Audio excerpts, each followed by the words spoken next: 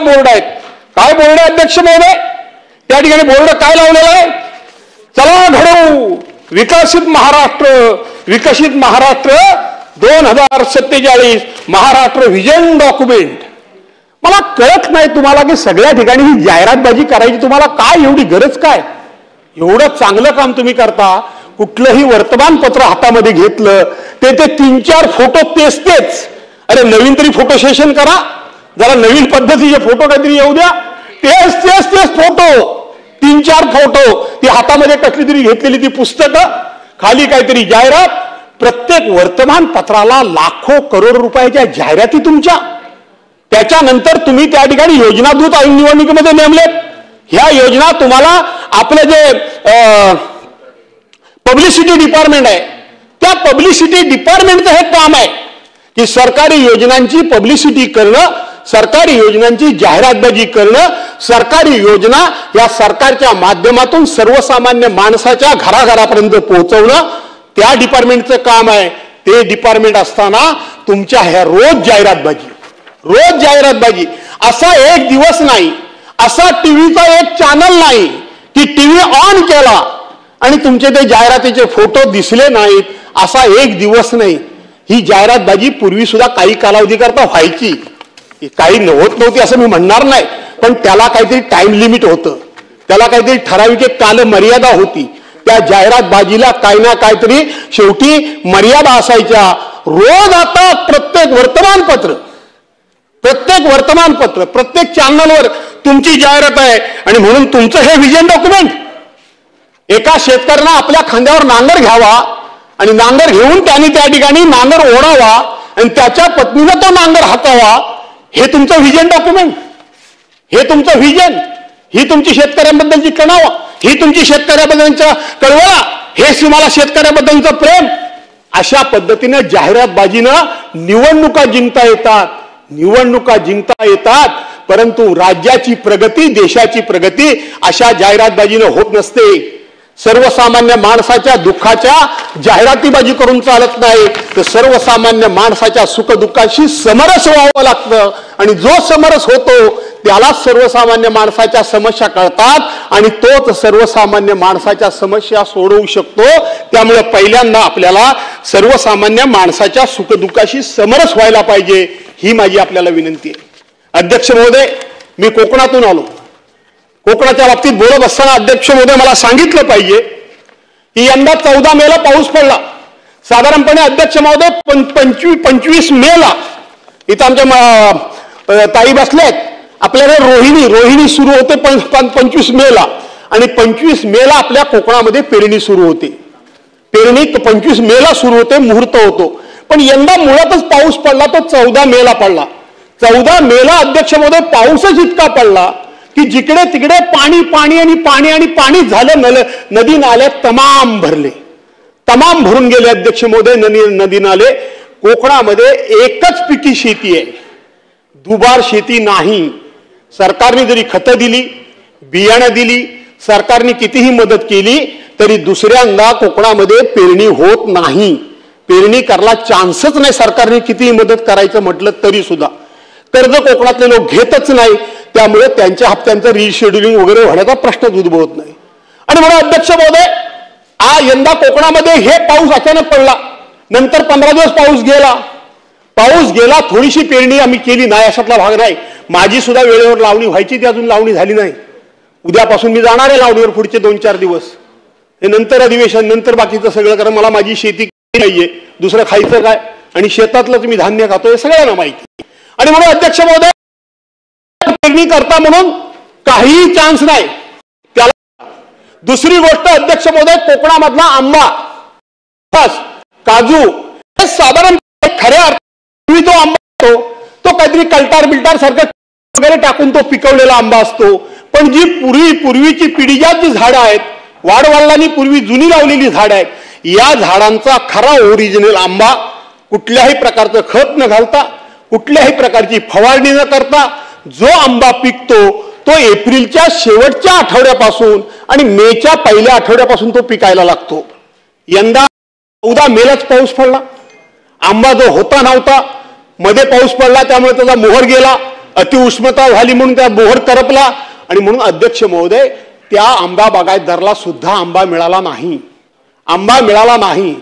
कोकणामध्ये पर्यटनाच्या माध्यमातून आम्हाला 4 पैसे मिळतात, परंतु 2 महिन्यामध्ये संपूर्णपणे ही रस्त्यातली जी सगळी व्यवस्था विस्कळीत झाली, त्यामुळे पर्यटक सुद्धा कोकणामध्ये मोठ्या प्रमाणामध्ये जाऊ शकले नाही.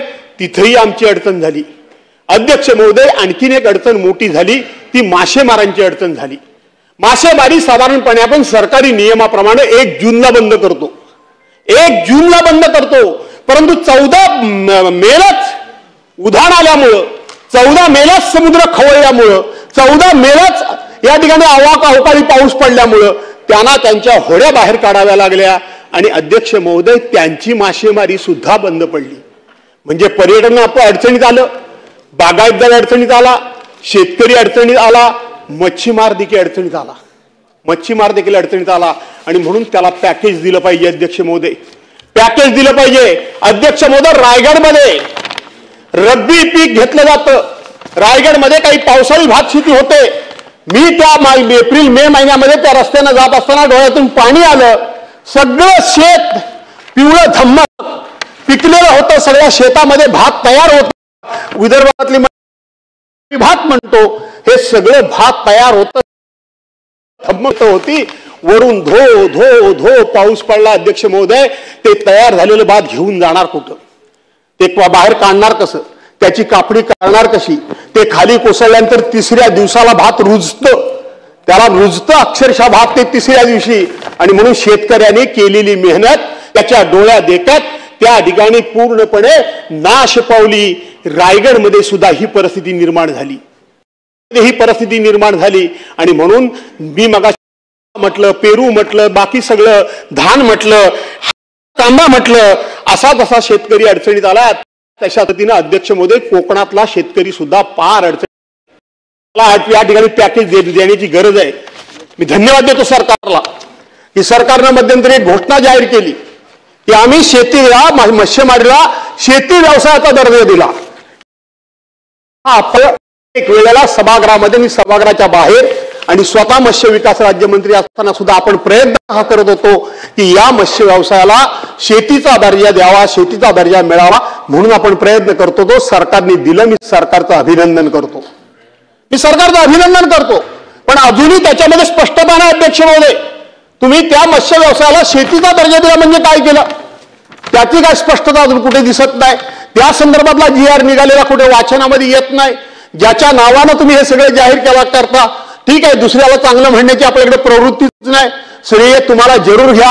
आमच्या मच्छीमारांना त्याचा फायदा झाल्याचे कारण ज्या माणसाने कधी तो प्रश्न मांडले तर मी कधी ऐकलं सुद्धा नाही, त्याचं नाव सुद्धा ऐकलं नाही, त्याच्या नावानं तुम्ही शेती, त्याच्या मागणीमुळं, त्याच्या पाठपुराव्यामुळं, त्याच्या भाषणामुळं, त्याच्यामुळं आम्ही त्याला मत्स्य व्यवसायाला शेतीचा दर्जा दिला म्हणून तुम्ही जाहीर केलं. आम्हाला आनंद आहे. पण त्या धोरणासंदर्भामध्ये तुमच्यामध्ये स्पष्टता येण्याची गरज आहे आणि म्हणून ती स्पष्टता सुद्धा यावी अशा प्रकारची मी प्रयत्न या ठिकाणी विनंती करतो. अध्यक्ष महोदय शेतकऱ्यांच्या बाबतीत काय म्हणतात? स्वतः मंत्री महोदय काय म्हणतात?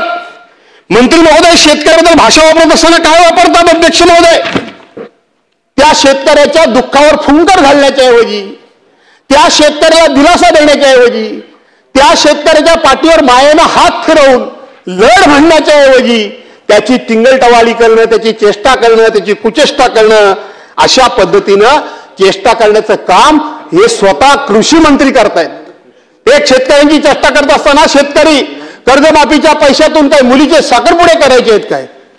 अरे शेतकऱ्यांना काय मुलीचे साखरपुडे करू नयेत का? शेतकऱ्यांना आपल्या मुलाबाळांचे, मुलीबाळींच्या लग्नाची स्वप्न कधी बघू नयेत का? शेतकऱ्यांना कधी आपल्या मुलीबाळींचं लग्न हे विनाविघ्न पार पडलं, विना कर्ज पार पडलं, न आत्महत्या पार पडलं आणि ते पडावं अशा प्रकारचं शेतकऱ्यांना स्वप्न कधी बघू नये का? अध्यक्ष महोदय विचार केला पाहिजे. लग्न करतात आजकाल भिकारी. नाही तुम्हाला द्यायचं बोलायला सांगितलं अध्यक्षांनी. अध्यक्षांच्याकडे आम्ही अशी परवानगी घेऊन आलो 4ला प्रस्ताव सुरू करत असताना. माझं झाल्यानंतर इकडून 2 जण बोलतील. कंटिन्यू आपण खात्री करून घ्या. आम्ही काय म्हणतो असं नाही, खात्री करून घ्या. म्हणजे स्वतः होते नाही श्री. आणि म्हणून अध्यक्ष महोदय शेतकऱ्यांना ही स्वप्न कधी बघूच नाही का? अध्यक्ष महोदय सुखी संसाराची स्वप्न कधी शेतकऱ्यांना बघूच नाही. काय म्हणाले मंत्री म्हणाले आजकाल भिकारी सुद्धा 1 रुपया घेत नाही.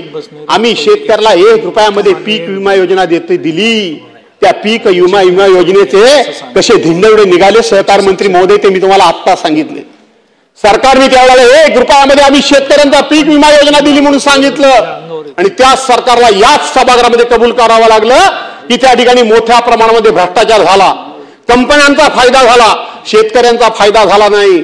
पण कंपन्यांना हप्ता जो गेला तो सरकारने दिला म्हणजे तो तुम्ही आम्ही नागरिकांनीच तो हप्ता दिलेला आहे. सरकार जी कोणी असलं तर त्या ठिकाणी असणारे मंत्री संत्री उद्या आम्ही काय ते काय खिशातून कोणी देत नाही, कोणी खिशातून देत नाही, जनतेच्याच खिशातून हे पैसे जातात. आणि म्हणून एका बाजूला स्वतः मंत्री सांगतात की या योजनेचा बोजवारा वाजला आणि दुसऱ्या बाजूला मंत्रीच चेष्टा करतात की 1 रुपया भिकारी घेत नाही, आम्ही सुद्धा 1 रुपयात तुम्हाला विमा देतो. अशा प्रकारची चेष्टा टीका करतात. अध्यक्ष महोदय जागेवर काय नाही, तुमच्या काय ढिकलाचा पंचनामा करायचा का? ही बोलण्याची सुद्धा मदार, ही मजल, ही वृत्ती आणि हे शब्द तोंडातून कसे येतात एवढ्या करता येतात की अहंकार, एवढ्या करता येतात की सर्वसामान्य माणसाच्या सुखदुःखाची काही आम्हाला देणं नाही घेणं, अशा लोकांच्या तोंडून असे शब्द येतात. काल इथे या सदनाचे सहकारी माझे बबनराव लोणीकरांनी खुलासा केला, आपण तो खुलासा स्वीकारला. काय म्हणतात काय या ठिकाणी सत्ताधारी पक्षाचे आमदार, तुम्हाला बूट, तुम्हाला चपला, कपडे माझ्या बापामुळे म्हणजे मोदी साहेबांच्या मुळे मिळतात, माझ्या बापामुळे तुम्हाला मिळतात. तुम्हाला पेरणीसाठी 6,000 रुपये माझ्या बापामुळे मिळतात. तुमच्या आईच्या अंगावरचं पातळ माझ्या बापामुळे मिळतं. तुमच्या बायकोच्या खात्यामध्ये पैसे, बहिणीच्या खात्यामध्ये पैसे माझ्या बापामुळे येतात. अध्यक्ष महोदय, सरकार काय 2014 पूर्वी या देशामध्ये सरकार नव्हती? 2014 पूर्वी या देशामध्ये सरकार नव्हती? 2014 नंतर सरकार आली, याच्या पुढे सुद्धा काही सरकार येणार नाहीयेत. ही लोकशाही आहे, ती अजरामर राहिली पाहिजे. याकरता म्हणून आम्ही सगळ्यांनी काम केलं पाहिजे, झटलं पाहिजे. आणि आमची सत्ता आहे, आम्ही त्या पक्षाचे पदाधिकारी आहोत, आम्ही त्या पक्षाचे आमदार खासदार आहोत. म्हणून अशा प्रकारची भाषा करून कोणाचा तरी उपमुर्द करण्याचा अधिकार आम्हाला कोणी दिला? अशा प्रकारचे शब्द आमच्या तोंडून कसे येऊ शकतात? शेवटी माणसानं मोठेपणा त्याच माणसाला शोभून दिसतो की ज्याच्यामध्ये नम्रता असली पाहिजे. अरे फळझाड, एवढं मोठं फळझाड ज्यावेळेला लागतं, ज्या वेळेला ते बहरतं, त्याच्यावर अनेक फळं लागतात, त्यावेळेला ते फळझाड असं ताट उभं राहत नाही, ते फळझाड वाकतं, ते झुकतं. याचा अर्थ त्या फळझाडाला सुद्धा, मुख्या फळझाडाला सुद्धा माहिती असतं की आज जरी मी फळांनी बहरलेलं असेल तरी सुद्धा मला फुलं यावीत, मला फळं लागावीत, मी फुलांनी भरावं म्हणून कोणाच्या तरी हात माझ्याकरता राबलेले आहेत. कुणीतरी माझी मशागत केलेली आहे, कुणीतरी माझ्या बुंदामध्ये 4 खताचे दाणे टाकलेले आहेत, कुणीतरी झाडीवर पाणी मला माझ्या बुंदामध्ये टाकलंय, म्हणून मी बहरलोय, म्हणून मी फळा चालूय. हे त्या मुक्या झाडाला कळतं, ते आमच्यासारख्या चालत्या बोलत्या माणसांना का कळू नये? कशा करता हा अहंकार? सत्तेमध्ये काय आपणच फक्त आलो की काय? यापूर्वी देखील अनेक लोक होऊन गेले, याच्यानंतर देखील होणार आहे. हे लक्षात ठेवा तुम्ही, हे लक्षात आपण सर्वांनी ठेवलं पाहिजे. म्हणून मी म्हटलं की लागत्या फळाच्या झाडाप्रमाणे सत्ताधाऱ्यांनी नम्र असलं पाहिजे. खोपडे सरकार, तुम्ही या सभागृहामध्ये इकडे पण बसत होतात, इकडे आम्हीही बसत होतो. इकडे नाताभाऊ खडसे होते, विरोधी पक्ष नेते, बरोबर आहे. बाजूला सुधीर भाऊ बसलेले असायचे, त्याच्या बाजूला गिरीश भाऊ बसलेले असायचे, त्याच्या बाजूला गिरीश भाऊ बापट बसलेले असायचे, बरोबर आहे. आणि देवेंद्रजी बसलेले असायचे, त्याच्या बाजूला गिरीश भाऊ बापट बसलेले असायचे. हे काँग्रेसवाले हे मंत्रिमंडळामध्ये होतो, आम्ही मंत्रिमंडळामध्ये होतो. मी सुद्धा कधी कधी एक्साइट व्हायचो. इतके हे लोक बोलायचे, आज एक शब्द ऐकून घेत नाहीत तुम्ही. इतकं बोलायचे, सरकारला एवढे अस्वाद्य शब्द वापरायचे. शिवीगाळा शब्द मी वापरत नाही, मी अस्वाद्य वापरतोय. एवढे वापरायचे हे काँग्रेसवाले, हे मंत्री संत्री, एकदा असा कान आणि एकदा असा कान. बडबडायचं किती ते बडबडा. मी स्वतः असं म्हणायचो, अरे काय एवढं ऐकून घेता? कशा करता ऐकून घेता? काय काय ते बोलले त्यावेळेला हेच लोक मला समजावून सांगायचे, हे जयंतराव बाजूला बसलेले आहेत, असू दे, आपण सत्तेमध्ये आहोत, आपल्याला अनेक ठिकाणी न्याय मागायला जागा आहे, आपल्याला अनेक ठिकाणी आपली कामं करून घ्यायला जागा आहे, आपल्याला सत्तेचा आधार आहे. त्यांना आधार कोणाचा आहे? त्यांना आधार कोणाचा आहे? किमान त्यांना बोलण्याचं समाधान सत्ताधाऱ्यांना मिळतंय, बोलू देत, आपण सत्ताधारी आहोत, आपण ऐकून घेतलं पाहिजे, हे लोक मला सांगत होते, हे लोक बोलत होते. समजून घ्या, सत्ताधारी पक्ष आणि विरोधी पक्ष याचं नातं कसं असलं पाहिजे. तुम्ही पण आपण एकत्रच काम केलेलं आहे, हसताय तुम्ही ठीक आहे, परंतु आपण एकत्रच काम केलेलं आहे, हे सगळं आपण ऐकलंय. अनेक मंत्री आपण बघितले, अनेक मुख्यमंत्री बघितले, अनेक अध्यक्ष आम्ही बघितले, नाही अशातला भाग नाही.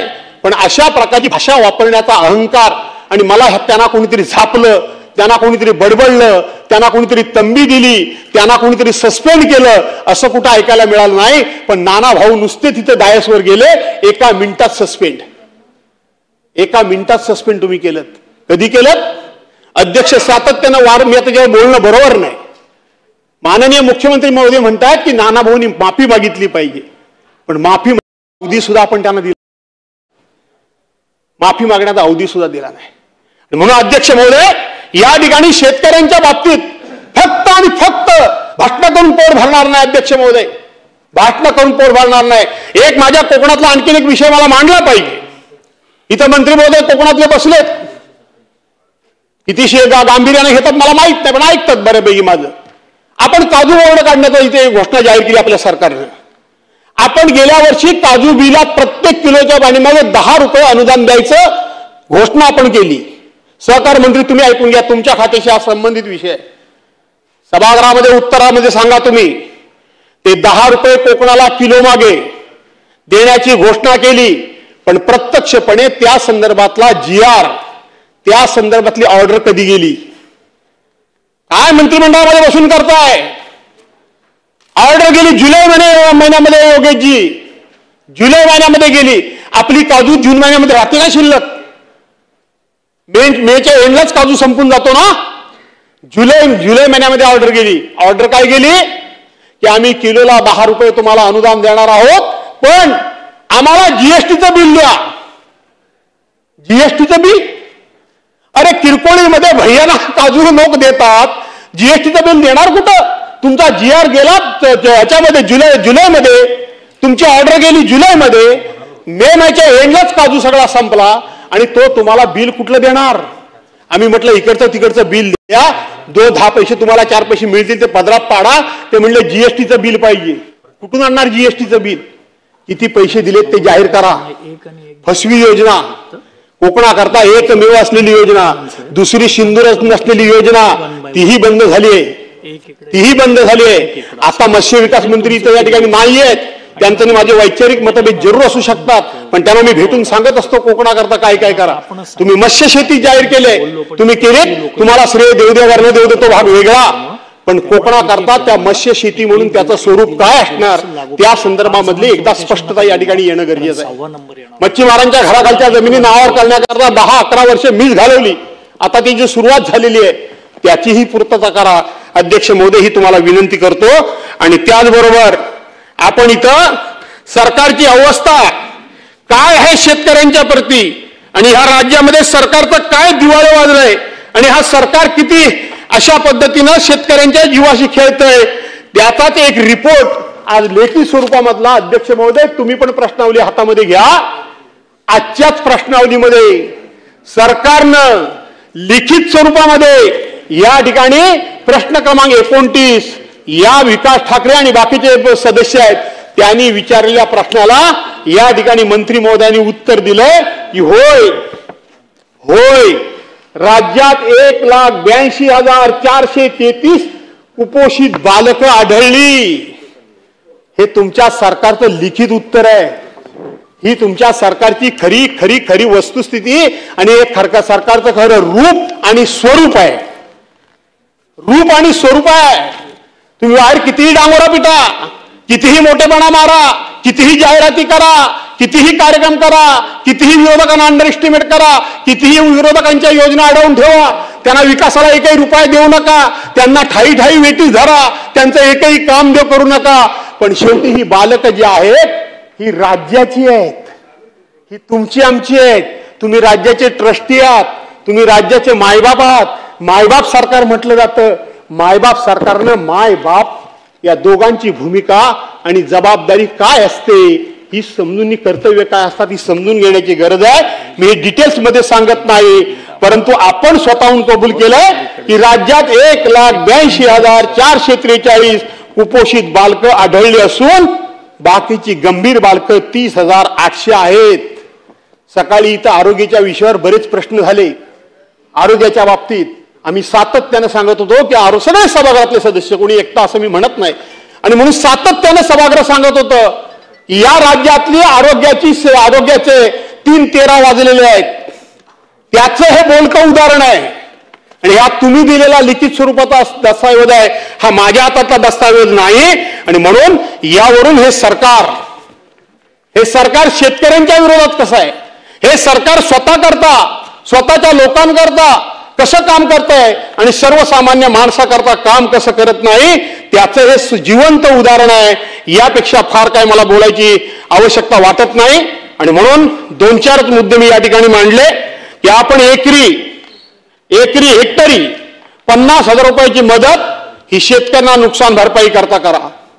त्या रायगडमध्ये सगळे भिजलेलं भात, कोकणामध्ये त्या ठिकाणी न झालेली पेरणी, मासेमारी, पर्यटन व्यवसाय, फळबागा या उद्ध्वस्त झाल्या, त्यांना पॅकेज द्या. त्याचबरोबर केळी असतील, पेरू असतील, द्राक्ष असेल, डाळिंब असेल, धान असेल, कांदा असेल, अशा प्रकारची शेतकऱ्याची झालेलं वाटोळं, हे वाटोळं सुद्धा आपण सर्वांनी समजून घेण्याची गरज आहे. आणि म्हणून त्यांना मदत करा. राहता राहिला प्रश्न इथे या ठिकाणी थोडासा एक शेवटचा मुद्दा जो आम्ही मांडलेला आहे तो 12,000 रुपये शिपायांनी 10,000 रुपये तुटपुंजा पगारामध्ये सगळे क्लास 3 क्लास 4 हे सगळं आउटसोर्सिंग, सगळा कर्मचारी वर्ग आउटसोर्सिंगचा. एका बाजूला मराठा समाजाला आरक्षण आम्ही देणार काय, ओबीसी मध्ये आम्ही कोण काय त्याच्यात दाखल करणार नाही, आणि 17 इतर जाती दाखल केल्या, 1% त्यांचा आम्ही करू देणार नाही. आम्ही जातीला आरक्षण मिळावं म्हणून म्हणतोय. आणि ज्या जातीच्या शेवटच्या नोकऱ्या, या नोकऱ्या सरकारने पूर्णपणे संपवलेल्या आहेत. या नोकऱ्या सरकारने पूर्णपणे संपवलेल्या आहेत. या नोकऱ्या सगळ्या आउटसोर्सिंगच्या माध्यमातून सरकारने या ठिकाणी भरायचं काम सपाट्याने सुरू केलेलं आहे. आणि म्हणून सगळ्यांनी सावध राहण्याची गरज आहे. हा सगळा फक्त या ठिकाणी ह्या बोटावरची थुंकी त्या बोटावर खेळवण्याचं काम सरकार करतंय. आणि म्हणून पुन्हा एकदा मी तुम्हाला सांगतो, सिक्युरिटी बोर्डाचे सुद्धा 3-13 वाजलेत. आज सकाळी एक प्रश्न होता, त्या प्रश्नावर आपण जाऊ म्हणून विचार केला होता पण त्या प्रश्नापर्यंत आपण पोहोचलो नाही. माथाडी कामगारांच्या संदर्भातला प्रश्न होता. खरं सांगायला गेलं ज्या ठिकाणी आस्थापना असते त्या ठिकाणी माथाडी कामगार असला पाहिजे नियमाप्रमाणे. पण आमच्या कोकणामध्ये एवढा मोठा इंडस्ट्री एरिया आहे, काय करतं काय माथाडी कामगार बोर्ड, काय करतं काय सिक्युरिटी बोर्ड. सिक्युरिटी बोर्डाच्या माध्यमातून त्या ठिकाणी सिक्युरिटी गार्ड घेतले पाहिजेत, परंतु प्रायव्हेट कुठली तरी एजन्सी नेमायचे, त्यांचे गार्ड घ्यायचे, आणि आमच्या स्थानिक पोरणा किमान सिक्युरिटी गार्डचं सुद्धा काम जमणार नाही. असं कुठे झालंय? सिक्युरिटी गार्डचं सुद्धा ते काम जमू शकतं. आणि म्हणून सगळ्या बाबतीत सरकारनं सामान्य माणूस नजरेसमोर ठेवून आजपर्यंतची जी राज्य आम्ही बघितली तो कॉमन मॅन, सामान्य माणूस नजरेसमोर ठेवून योजना आखल्या गेल्या, नजरेसमोर ठेवून. आता अदानी, अंबानी अशा प्रकारचे लोक नजरेसमोर ठेवून योजना आखल्या जात आहेत, घोषणा मोठ्या मोठ्या केल्या जात आहेत. Digital India, make in India, stand up in India, sit down India वगैरे वगैरे. कुठं आहे सगळं? राज्यामध्ये आज किती पोरं बेकार आहेत, बेकारीची संख्या काय आहे, याचा विचार आपण सर्वांनी मिळून करण्याची गरज आहे. आणि म्हणून सामान्य माणूस जगाबरोबर आपण गेलं पाहिजे, जगाबरोबर स्पर्धेमध्ये आपण उतरलं पाहिजे. जगाच्या बरोबरीने जायचं असेल तर जगातली प्रत्येक ऍडव्हान्स टेक्नॉलॉजी आपण अडॉप्ट केली पाहिजे, याच्याशी काही दुमत असण्याचं कारण नाही. पण हे करत असताना सामान्य माणूस काय करणार, सामान्य माणसाचं काय होणार, सामान्य माणसाचं राडघाडगं, संसाराचं राडघाडगं कसं चालणार, याचा विचार जर करायचा असेल तर शेतकऱ्याच्या मागे तुम्हाला उभं राहावं लागेल, कामगाराच्या मागे तुम्हाला उभं राहावं लागेल अशा प्रकारची या ठिकाणी विनंती करतो। पुन्हा एकदा आपल्या सर्वांना, यानंतर माझे सहकारी या ठिकाणी बोलणारच आहेत। 2024 मध्ये 3588 मृत्यू झालेत, 20 वर्षात जवळजवळ 72,000 मृत्यू झालेत। त्या संदर्भामध्ये सुदैवाने मी त्याच्यात मोठेपणा सांगत नाही की ज्या कोकणाचं आम्ही प्रतिनिधित्व करतो त्या कोकणामध्ये ही आत्महत्या करण्याची वगैरे काही लागण अद्यापर्यंत लागलेली नाही। पण योगेशजी, तुम्ही गृह राज्यमंत्री आहात, तुम्ही माहिती घ्या, आपल्या रत्नागिरी जिल्ह्यामध्ये सुद्धा, सिंधुदुर्गामध्ये सुद्धा एखादी घटना घडली असं माझ्या वाचनात आहे, मी कन्फर्म नाही, परंतु आपल्या रत्नागिरी जिल्ह्यात सुद्धा यंदा 3-4 आत्महत्या झाल्या।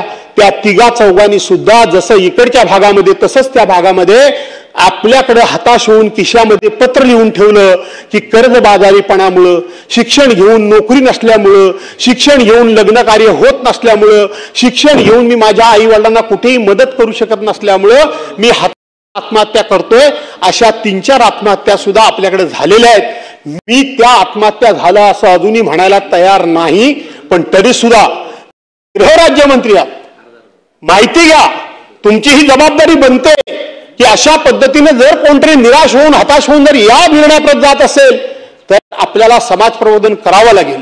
आपल्याला त्या ठिकाणी तू अशा पद्धतीने आत्महत्या करू नकोस। जीवनामध्ये संघर्ष अनेकांच्या वाट्याला येतो का आपल्याच वाट्याला येतो अशातला भाग नाही, तो संघर्ष आपण करू, परंतु असं सहजासहजी त्या संघर्षाच्या पुढे आपण गुडघे टेकून आत्महत्या करणार नाही, हा आत्मविश्वास त्याच्या मनामध्ये जागवावा लागेल। आणि म्हणून ही जबाबदारी आपली आहे। आपण केवळ राजकारणाकरता एकमेकांवर आरोप टीका करणं त्या तेवढ्या पैसे ठीक आहेत, पण कायमस्वरूपी त्याच्यात अडकून पडू नका। तरुण आहात, तुम्हाला जर भवितव्य तुमचं घडवायचं असेल तर ह्या ठिकाणी आरोपातून तुमचं काही भवितव्य घडण्यातलं नाही। मी तुम्हाला आजच सांगून टाकतो, काहीतरी विधायक काम करा, चांगलं काम करा, जे आपल्या कोकणाच्या फायद्याचं आहे, आपल्या कोकणाच्या हिताचं आहे। राज्याचे तुम्ही मंत्री आहात हे मला माहितीच आहे, पण आता मंत्री राज्याचा कुठला कपाळातला राहिलाय, आता जिल्ह्यातला सुद्धा मंत्री राहिला नाही, आता स्वतःच्या मतदारसंघाचाच मंत्री राहिलाय प्रत्येक जण, हा प्रत्येकाला अनुभव असेल। आणि म्हणून तुम्ही सुद्धा त्या संदर्भामध्ये विचार करावा अशा प्रकारची विनंती। आणि या 293च्या माध्यमातून या सरकारनं अहंकार सोडावा, मुजोरी सोडावी, शेतकऱ्यांचा उपमर्द करणं सोडावं, शेतकऱ्यांना नांगराला जुंपण्याचं पाप या सरकारनं करू नये, शेतकऱ्यांना मदत करावी आणि शेतकऱ्यांचे आशीर्वाद घ्यावेत अशा प्रकारचा आग्रह करून मी माझे विचार थांबवतो। जय हिंद, जय महाराष्ट्र। सन्माननीय सदस्य गोपी